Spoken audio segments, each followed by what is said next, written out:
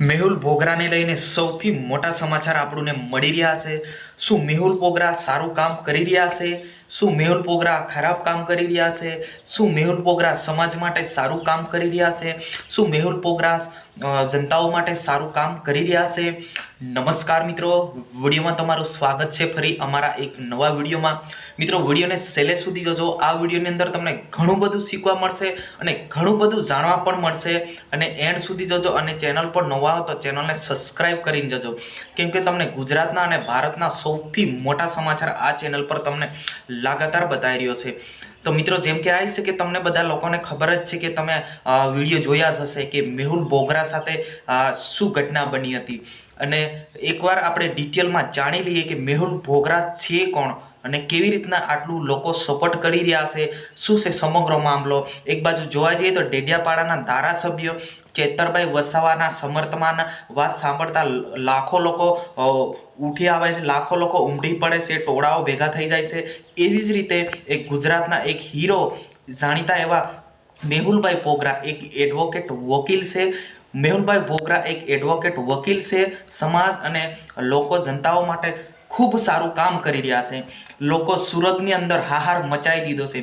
છેલ્લા 2 દિવસથી મેહુલ બોગરાના જે વિડીયો છે એ તમને યુટ્યુબ પર જોવા મળે છે, પરંતુ મિત્રો આ શૈલેષ બિલ તમને શું ઘટના બની હતી, વિડીયો ભલે લાંબો થઈ જશે પણ ખાલી તમે 2 મિનિટ કાઢીને આ વિડીયો પૂરો જોઈને જજો, તેથી કરીને તમને બધી જ માહિતી સ્ટેપ બાય સ્ટેપ તમને ખબર પડી શકે। મિત્રો, 2 દિવસ પહેલા જે બનેલી ઘટના છે સુરત પૂણા પોલીસ સ્ટેશનની આગળ જે ઘટના બનેલી છે, એમ તો મેહુલ બોગરા એ સમાજ માટે અને દરેક વ્યક્તિઓ માટે ન્યાય અપાવે છે અને બધા જ લોકોને જે ખોટું કામ થતું હોય ત્યાં ખોટું કામ થવા દેતા નથી। જ્યાં ઉઘાણીઓ ચાલતી હશે, જ્યાં પોલીસ દ્વારા પૈસા પાડવામાં આવે છે એ પણ થવા નથી દેતા। જ્યાં મિત્રો કેટલાક દિવસોથી આ સોશિયલ મીડિયા પર વિડીયો તમને જોવા મળતા હશે મેહુલ બોગરા સાહેબના। મેહુલ બોગરા સાહેબ કોઈ પણ પ્રકારનું ખોટું ચલાવતા નથી। જેમ કે આવી છે કે ગઈકાલે યાની કે 2 દિવસ પહેલાની વાત છે મિત્રો, કે સુરત ખાતે એવી ઘટના બનેલી હતી કે મેહુલ બોગરા પર કે જાનલેવા હુમલો થયો। મિત્રો, આ જાનલેવા હુમલો આ અત્યારનો નથી, ઘણા વર્ષો પહેલાથી આવે છે। મેહુલ બોગરા પર અનેક વાર હુમલાઓ થયા છે, આથી 3 થી 4 વાર હુમલાઓ થયા છે, તમે વિડીયો જોયા જ હશે, પરંતુ આ વખતે આવો હુમલો તમે ક્યારેય ના જોયો કે મેહુલ બોગરા પર જાનલેવા હુમલો થયો છે। શું મિત્રો પોલીસની આટલી તાકાત હોય જ્યાં સુધી જાનલેવા હુમલાઓ કરી શકે છે? મિત્રો, જેમ કે આવી છે કે ગઈકાલે સુરત પૂણા પોલીસ સ્ટેશનની આગળ એક પીએસ સાહેબ દ્વારા એક કાળા કાચની બ્લેક કાચવાળી સ્વિફ્ટ ગાડીમાં જઈ રહ્યા હતા। મેહુલ બોગરા એમના પોતાના કામ માટે કઈ બહાર જઈ રહ્યા હતા ત્યારે આ ગાડી દેખવા મળી।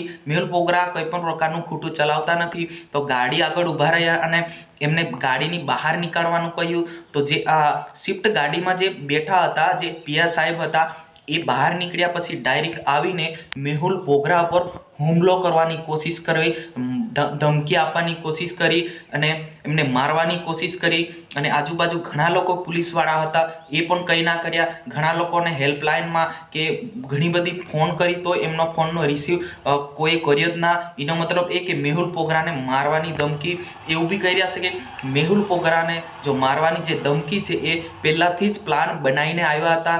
એ પણ સોશિયલ મીડિયા પર એક ઓડિયો ખૂબ વાયરલ થઈ રહ્યો છે। એ ઓડિયો આપણે પૂરો આપણે આગળ વિડીયો આપણે બનાવીશું, એ વિડીયોની અંદર બતાવીશું। પરંતુ મિત્રો, જાગો, સમાજ માટે સારું વ્યક્તિ કામ કરતા હોય એવાને આવી રીતના હુમલાઓ કરે આવે તો મિત્રો આપણે બધા જાગવાની જરૂર છે, જાગૃત થવાની જરૂર છે કે આવી રીતના વારે ઘરે હુમલાઓ થાય છે।